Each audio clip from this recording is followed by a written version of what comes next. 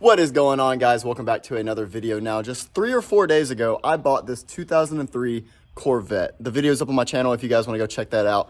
But essentially, this car has 109,000 miles on it. And obviously, with it being a performance car and a 21-year-old car, it's going to have things that we're going to have to do to it, which I love doing things to cars, so that's perfect for me. But I pretty much just want to show y'all what I've found so far that needs to be replaced on this car. Now, starting off with the basics, the first thing that pretty much has to be replaced immediately on this car is going to be the tires. Now, these actually have some pretty decent brand tires on them right now, and they have a lot of tread, as this guy really didn't drive the car very much. But as you can see from the dating right there, you see that 16? That means these tires are from 2016. They're 8 years old, and if I'm going to be doing a lot of high speed pulls and whatnot and performance stuff with this car, we cannot be riding around on old tires. Now, moving on, there's really only one more thing on the outside of this car that needs to really be worked on and fixed. So these cars obviously have pop-up headlights right here. So whenever you turn the switch, these just kind of raise up on both sides and reveal the headlight and whatnot. But they have a big issue. Over time, they wear down. The little plastic gears inside the motor actually becomes either worn down, stripped, or whatnot, and they either make noise or they just don't pop up and down at all. Now, luckily, mine work great. They both operate perfectly, except for the driver's side makes a lot of noise. And let me show you guys what I'm talking about.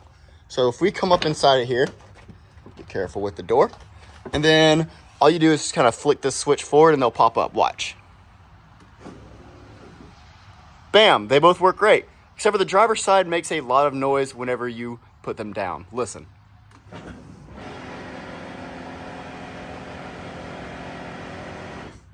Now, moving on to up underneath the hood, the really only issue that I've found with the drivability of this car actually happens to be a very common issue on the C5s, and it's located right down there. Now, these C5 Corvettes have a major issue with the crank pulley, which is this pulley right here, actually coming apart and falling off a vehicle over time because they just get old and worn out. So the really easy way to identify if your crank pulley is going bad on these cars is if it wobbles back and forth, or if you just notice any kind of movement at all with the car running.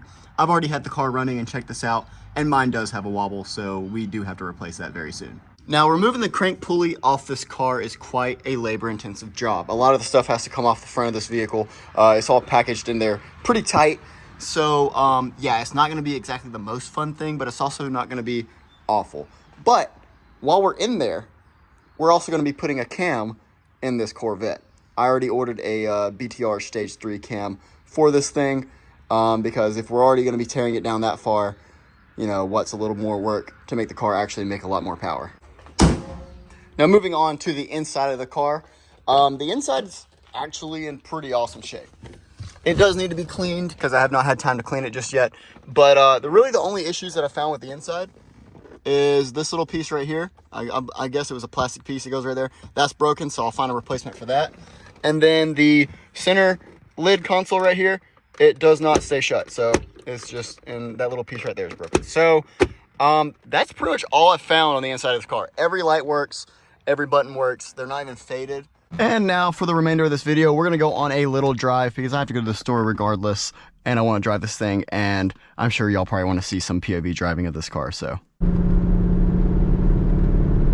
Now, once it gets all nice and warmed up, we're going to do a couple pulls, obviously, so you guys can see how it performs and how it sounds.